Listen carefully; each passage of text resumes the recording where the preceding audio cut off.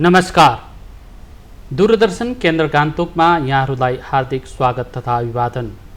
यो जुलाई महिना आदिकवि भानुभक्त आचार्यको जन्मोत्सवको यो महिना, यो साहित्यिक वातावरणले भरिएको महिना हो। जुलाई महिनामा हामी साहित्यिक कार्यक्रमले विभिन्न ठाउँमा रम्छौँ अनि मानिसहरूलाई भाषा, साहित्य, संस्कृतिको संरचना अनि यसको सम्वर्धनमा जागरण गर्ने काम गर्दछौँ।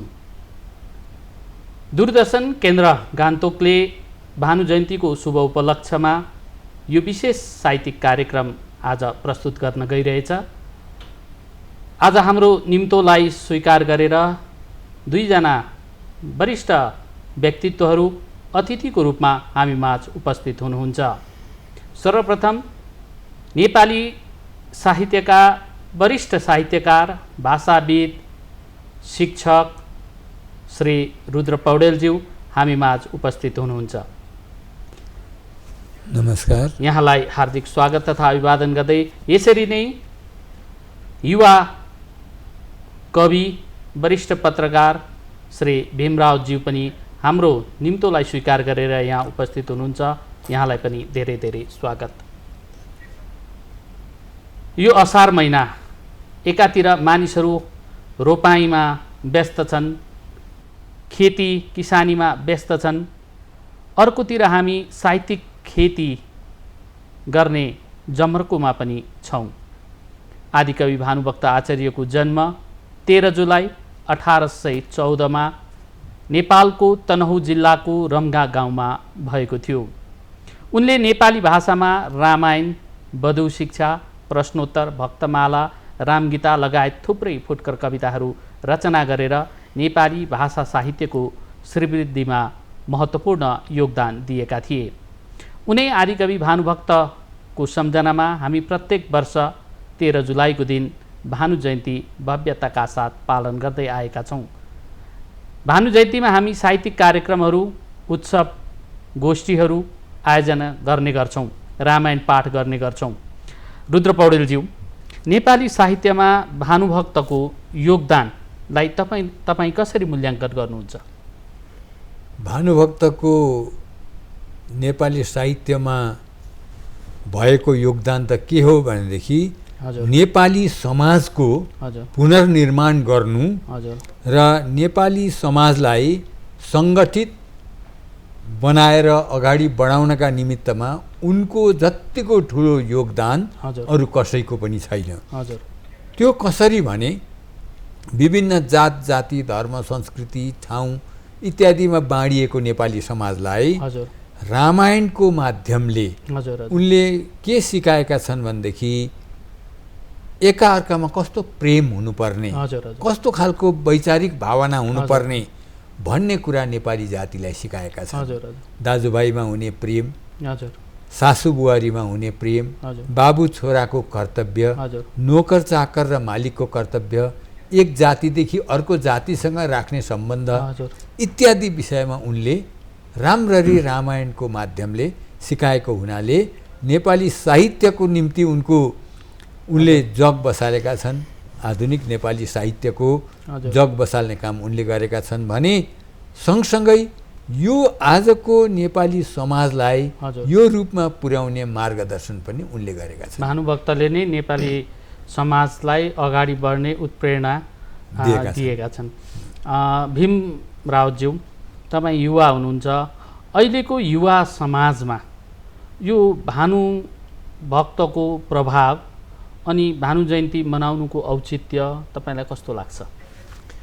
अहिलेको युवा पिँढीमा जुन भानु जयन्ती मनाउनु पर्ने एकदमै यो महत्त्वपूर्ण र यो एकदमै आवश्यक छ जस्तो मलाई महसुस हुन्छ। किन भन्दाखेरि भानु जयन्ती सर्वप्रथम त हामी भानुभक्तको कुरा गर्दाखेरि भानुभक्तले जुन रामायण लेखेका छन् त्यो रामायणमा हामी त्यहाँ अयोध्यामा नपुगेर भानुभक्तले चाहिँ हाम्रै घर वरपर, हाम्रै वरपरको परिवेशलाई हेरेर त्यो रामायण नेपालीमा अनुवाद गरेर हाम्रो जीवनशैलीसँगै है ओतप्रोत भएर त्यसरी लेखेको जस्तो हामीलाई बोध हुन्छ र हाम्रो हामीमा भएको त्यो हिंताबोधहरू छ है, यी सबै कुरालाई हामीले कसरी रामायणबाट शिक्षा लिएर, जस्तै भातृप्रेम जुन रामायणमा छ है, र त्यो कुरालाई उहाँले कसरी सरल नेपालीमा दर्शाउनु भएको छ, यी कुराहरूलाई लिएर जुन प्रकारले भानुभक्तले जुन योगदान दिएका छन्, जुन प्रकारले एउटा प्रभावकारी र सरल ढङ्गमा हाम्रो नेपाली भाषामा रामायण लेख्नुभएको छ, त्यो सन्देशले आज विशेष गरी मैले भन्नुपर्दाखेरि हाम्रो परिवेश भारतीय नेपाली भाषीहरूमा त्यसले एकदमै गहिरो प्रभाव पारेको छ। र आज सबैभन्दा अब नेपालमा भन्दा पनि बढी जातीय चेतना, सांस्कृतिक एकता है, सद्भावना को प्रतीक चाहिँ भानु भएका छन् र भानु जयन्ती भएको छ। त्यसले गर्दाखेरि हामी प्रत्येक वर्ष भानु जयन्तीहरू हेर्छौँ, युवा पिँढीको एकदमै बढी चासो र उहाँहरूले नै त्यो भानु जयन्तीलाई थामेको लिएको छ जस्तो लाग्छ। र अगाडि दिनहरूमा पनि नेपाली साहित्य परिषद भयो है, यस्ता शीर्षस्थ संस्थाहरूले यसरी यी भानु जयन्तीलाई चाहिँ यसरी अगाडि बढाउँदै लग्यो भने युवा पुस्ताहरू पिँढी दर है, यसले राम्रो प्रभाव पार्नेछ र हामीलाई जातीय एकता सद्भावनामा अझ बढी त्यतातर्फ प्रेरित गर्नेछ जस्तो मलाई लाग्छ। एकदमै महत्त्वपूर्ण कुरा गर्नुभयो है रुद्र पौडेलज्यू। नेपाली साहित्यमा भानुभक्त पछि पनि थुप्रै महान कविहरू आए, साहित्यकारहरू आए, तर उहाँहरूको पनि हामी बेला बेला जन्म जयन्तीहरू आयोजना गर्छौँ।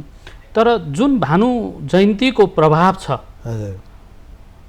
जुन व्यापकता छ, त्यो चाहिँ अन्य कविहरूको जयन्तीले पार्न नसकेको जस्तो पनि हामीलाई लाग्छ। यसका पछि चाहिँ तपाईँ के देख्नुहुन्छ?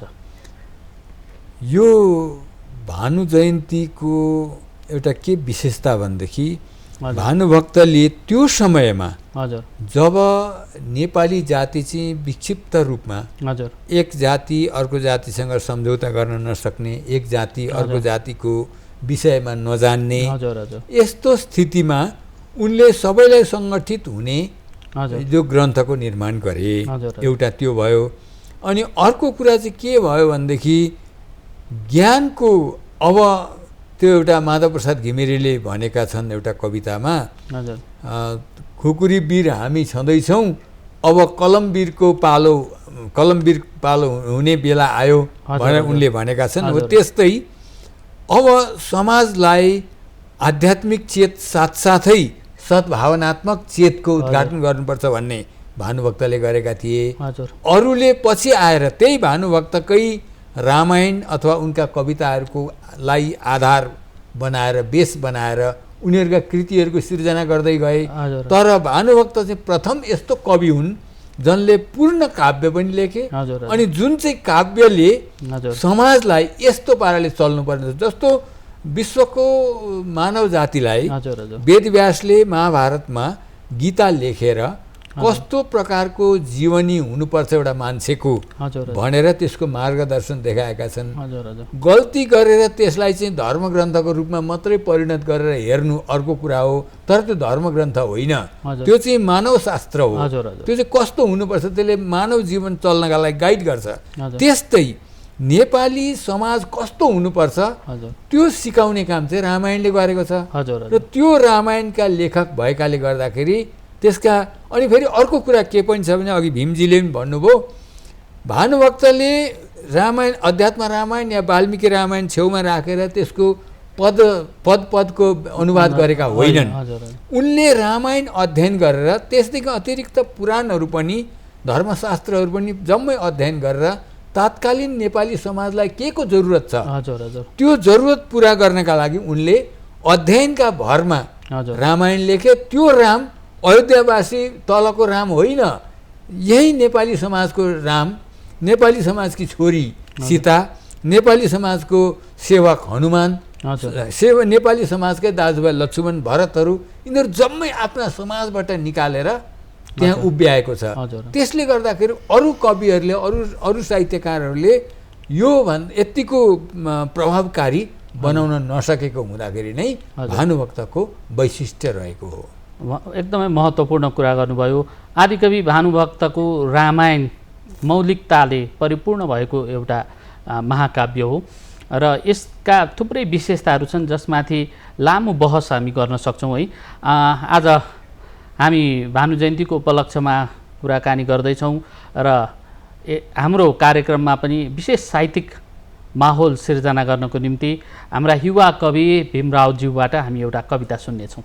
विशेष गरी मैले हुन त आज यो भानु जयन्तीको अवसरमा कविता जसरी भानुभक्तले शार्दूल विक्रीडित छन्दमा है विभिन्न छन्दहरू प्रयोग गरेर जुन प्रकारले उहाँले सरल नेपाली भाषामा प्रकाश पार्नुभएको थियो, जुन जनजनको जिब्रोमा पुर्याउनु भएको थियो, त्यस्तो कविता सुनाउनु पर्ने दिन हो। तरै पनि अब मैले चाहिँ त्यसो नगरेर एउटा गद्य कविता, त्यो पनि हामीले हाम्रो गाउँमा भोगेका कुराहरूमध्ये एउटा विषयलाई टिपेर एउटा व्यङ्ग्य कविता केही अगाडि लेखेको थिएँ र त्यही कविता सुनाउन लाग्दछु। र विशेष गरी यो कवितामा त्यस्तो अलिकति भाषिक रूपमा अब यो व्यङ्ग्य कविता भएकोले गर्दाखेरि भाषिक रूपमा अलिकति सही नहुन सक्ला, तैपनि यसलाई व्यङ्ग्य कविता सम्झेर भाषिक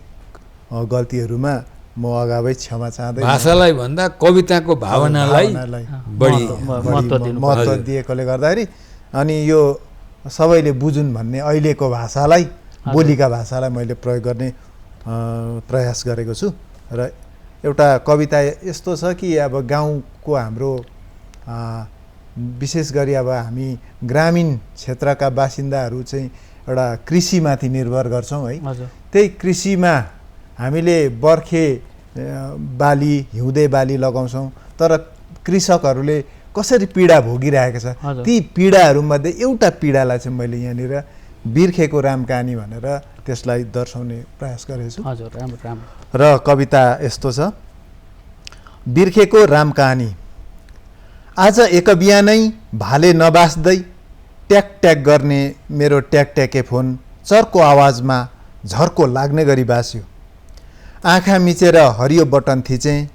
फोनले मलाई उठाएपछि मैले फोन उठाउनै पर्छ। गाउँबाट बिर्खे दाईको कल रहेछ। भीम भाइ, एउटा गुनासोको पोको सुनाउने धोको छ, सुनिदिन्छौ? मैले भने सुनाउनुहोस् न दाई। गुनासो रहेछ निकै गम्भीर, घटना हिजोकै हो। उनी गाउँमा अर्ग्यानिक खेतीको भाषण सुनेर फर्किँदै गर्दा बारीको मकै जम्मै सिद्ध्याएर फर्किँदै थिएछन् डार्विनका फोरफादरहरू। के को फोरफादर हुन्थ्यो नि? चोर बाँदरहरू। अस्ति मकै छर्दैखेरि कोकलेका आँखा नलागोस्, बाँदरहरूको डाका नलागोस् भनेर त्यत्रो संसारी पूजा गरेको, दिनभरि व्रत बसी एक छाक भुजा गरेको। खै त्यो पूजाले त अहिले आएर आफैलाई सिस्नु लगाए जस्तो मात्र भयो, बाँदरलाई लिस्नु लगाए जस्तो मात्र भयो। बिचरा बिर्खे दाई बाँदरको उपद्रो सम्झेर यसरी मुरमुर्दै थिए। साले बाँदर जस्तो अनुहार त्यस्तै बेउरा। साँच्ची नि भाइ, हाम्रो मकैबारीको भिडियो बनाएर मिडियामा हालिदिनु नि। कृषि र वन कार्यालयको छानुबाट धुवा आउने गरी छ्यास्सा आगो बालिदिनु नि। बिर्खे दाई अझै भन्दै थिए, भाइ अस्ति मकै छर्ने सिजनमा गोरु नपाएर कस्तो दुःख पाएको नि। तपाईँहरूले त्यो टुरिस्ट सिजनमा गान्तोकमा ट्याक्सी नपाए जस्तै। हलीहरू भ्याइ नभ्याइ थिए, ट्याक्सी ड्राइभरहरू जस्तै। त्यही पनि फेरि बदमास गोरु परेछ, 2 हलको मेलो तान्न 3 दिन लगाइदियो। कोही गोरुहरू त नि कस्तो गोरु न गोरु हुन्छ अघि भाइ। साँच्ची भन्दाखेरि नि त्यहाँ प्रेस सम्मेलन गर्नेहरूलाई यता गाउँमा पनि पठाइदिनु नि ल। अहिले कति प्रेस सम्मेलनको त कस्तो जोक मात्र भइरहेछ, हाम्रो चाहिँ भने यहाँ कस्तो बिजोक भइरहेछ। अस्ति एकजना अफिसरलाई सोधेँ, सर मैं क्या करूं, बंदर ने मकै तो सब खाई दिया। अफिसरले भन्यो, सरी नो आइडिया। आइडियाको कुरा गर्दा साँच्ची एउटा आइडिया पो आयो। भाइ फेरि पनि 1 फ्यामिली 1 जबको भ्याकेन्सी खुल्छन् होला। पञ्चायत र पार्टी कार्यकर्ताहरू नाम उठाउन गाउँ डुल्छन् होला। एउटा भ्याकेन्सी चाहिँ खोलिदिनै पर्छ है, हाम्रो पक्षमा पनि बोलिदिनै पर्छ है। हामीलाई दिनभरि चौकीमा उभिरहने कर्मचारी होइन, 24 घण्टा बारी रुँगिरहने गोठालो चाहिएको छ। बरु अलिक दिन त्यो तिम्रो च्यानलमा घोटालाहरूको न्युज नदिएर गोठालाहरूको न्युज दिनु नि ल, त्यो चाहिँ गरिदिनुहोस् है। खै अरू त के भन्नु र, फोनमा ब्यालेन्स पनि सकिनु आँटेछ। मन बत्ती पोलेको बेला यति चाहिँ भन्छु भाइ, मकै खानु पोलेको मनकै कुरा बोलेको है। धन्यवाद। साह्रै सुन्दर व्यङ्ग्यात्मक कविता, आजको परिवेशलाई छुने खालको यहाँको कविता हामीले पायौँ। रुद्र पौडेलज्यू, हामी भानुभक्तको कुरा गर्दैछौँ र नेपाली साहित्यमा भानुभक्त यस्ता साहित्यकार हुन् जसका मूर्तिहरू विभिन्न ठाउँहरूमा स्थापना भएका छन्, राखिएका छन्। नेपालमा, भारतमा र युरोप, अमेरिकासम्म पनि भानुभक्तका मूर्तिहरू ठाउँ ठाउँमा हामी राखेको पाउँछौँ। सर्वप्रथम भानुभक्तको मूर्ति 1949मा दार्जिलिङको चौरस्तामा राखिएको थियो। त्यसभन्दा अघि भानु जयन्ती मनाउने परम्परा 1945मा दार्जिलिङबाट नै सुरु भयो र 1900 सिक्किमको सन्दर्भमा हामी कुरा गर्दा 1948मा पहिलोपल्ट भानु जयन्ती पालन गरिएको थियो। हामीले 1981 सालमा गान्तोकमा भानुभक्तको पूर्णाङ्ग शालिग पनि स्थापना गऱ्यौँ र त्यसमा तपाईँ एकजना सक्रिय कार्यकर्ता हुनुहुन्थ्यो भानु शालिग निर्माणको क्रममा, र त्यो भानु शालिगको परम्परालाई तपाईँ कसरी हेर्नुहुन्छ? भानुभक्तको पूर्णाङ्ग प्रतिमाको बारेमा यहाँले प्रश्न गर्नुभयो। दार्जिलिङमा त्यो अर्धाङ्ग प्रतिमा थियो। हजुर। त्यसको निर्माण गर्ने पनि विदेशी कलाकारले बनाएको हो, त्यो भारतीय व्यक्तिले बनाएको पनि होइन। हजुर। सिक्किममा भानुभक्तको पूर्णाङ्ग प्रतिमा बनाउनु पर्छ भनेर हामीले 75-76 सालमै कुरा गर्दा सरकारले हामीलाई 20,000 रुपियाँ चन्दा दिएको थियो। त्यतिले मात्र नहुने हुँदाखेरि चाहिँ 79 सालमा जब नरबहादुर भण्डारीको मन्त्रीमण्डल गठन भयो, सङ्ग्राम परिषदले सरकार बनायो, त्यति बेला त्यसपछिबाट एउटा सभामा हामीले मुख्यमन्त्रीलाई नि भेट्यौँ। उहाँले अब तपाईँहरू सुरु गर्नुहुन्छ भने सरकारको तर्फबाट हामी 1 लाख रुपियाँ दिन्छौँ, त्यसबाट सुरु गर्नुहोस् भनेपछि हामीलाई धेरै आँट आयो र तर भानुभक्तको पूर्णाङ्गको चित्र थिएन। त्यो चित्र बनाउन हामीले धेरैजना चित्रकारहरूलाई लगायौँ। उभोको त्यो जुन चाहिँ शिरको छ त्यो ज्वाला समले, बालकृष्ण समकी छोरी ज्वाला समले बनाएको चित्र हो। त्यसैलाई हामीले स्टुडियोमा लगाएर यतापट्टि पूर्व पक्ष विपक्ष गरेर फोटो खिचेर तयार गऱ्यौँ। त्यसपछिबाट धेरैजना चित्रकारहरूबाट हामीले चित्र बनाएर ल्यायौँ र बडा खुसी साथ माटाको प्रतिमा बनाएर 1981 सालमा त्यसमा पछाडिपट्टि मुख्यमन्त्री नरबहादुर भण्डारीको नेतृत्वमा हामी केही भाषा साहित्य सेवीहरू बसेर त्यसलाई प्रमाण गऱ्यौँ र यो ठिक छ भनेपछि चाहिँ भण्डारीजीले एप्रुभड लेखिदिनु भयो पछाडिपट्टि र त्यसैको त्यस वर्षको भानु जयन्ती आइसकेको थियो। ती कलाकारहरूलाई हामीले भन्यौँ तपाईँहरू प्लास्टर अफ पेरिसको यस्तै बनाइदिन सक्नुहुन्छ, यसपालि नै हामी मूर्तिमा माल्यार्पण गर्छौँ भन्दाखेरि चाहिँ सक्छौँ भने र हामीले त्यस्तो खालको बनाउन लगाएर पहिलोपल्ट यहाँनेरि यो अहिलेको प्रतिमाभन्दा पहिला नै प्लास्टर अफ पेरिसको प्रतिमा बनाएर 82 सालमा इनागुरेसन गरेको। अब त्यसमा अर्को एउटा अघि यहाँको प्रश्नसँग मिल्दोजुल्दो एउटा घटना पनि घटेको छ। त्यस दिन त्यो मूर्ति अनावरण गर्ने बेलामा हामीले देशभरिका र देश बाहिरका पनि साहित्यकारहरूलाई धेरैजनालाई विद्वानहरूलाई बोलाएका थियौँ। घर घरमा गएर हामीले बोलाएका थियौँ। म पनि काठमाडौँ, आसाम, कलकत्ता रामकृष्ण शर्माहरूलाई भेट्न गएको थिएँ। रामकृष्ण शर्मा आउनुभएको थियो र उहाँले मैले पारसमणि प्रधानले पहिला माल्यार्पण गरेपछि दोस्रोपल्ट मैले रामकृष्ण शर्माको नाम एनाउन्स गरेँ, उहाँलाई बोलाएँ, उहाँ आउनु भएन।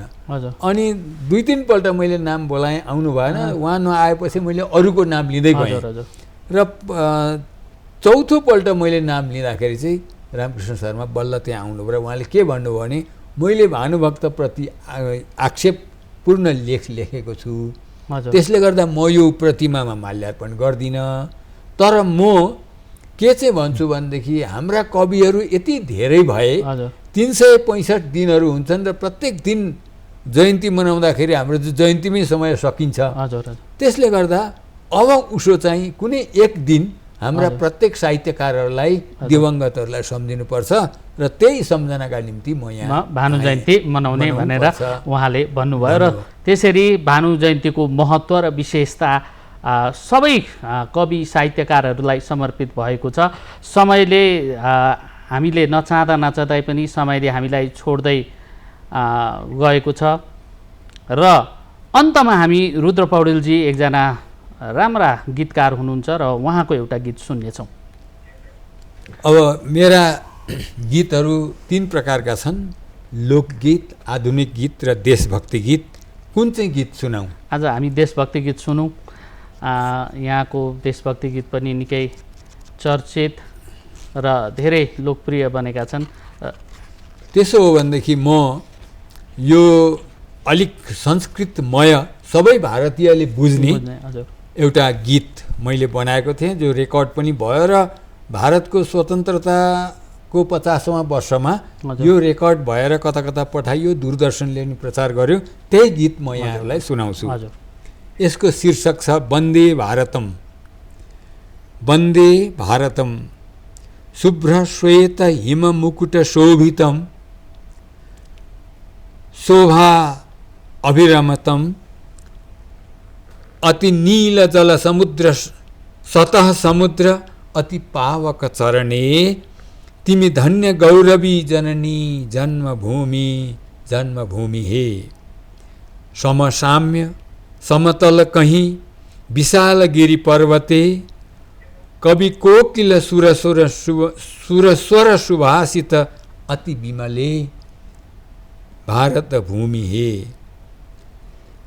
अति वीर धीर गुणी ज्ञानी जनमन रंजिते अति वीर धीर गुणी ज्ञानी जनमन रंजिते सर्वभ्रातृभाव पूर्ण सिंचित हृदये भारत भारती हे भारत भारती हे। स्वर्णिम प्रभात रविकिरणे मातृ शुभ्र धवले भारत भारती हे शुभ्र श्वेत सम हिम मुकुट धारिणीम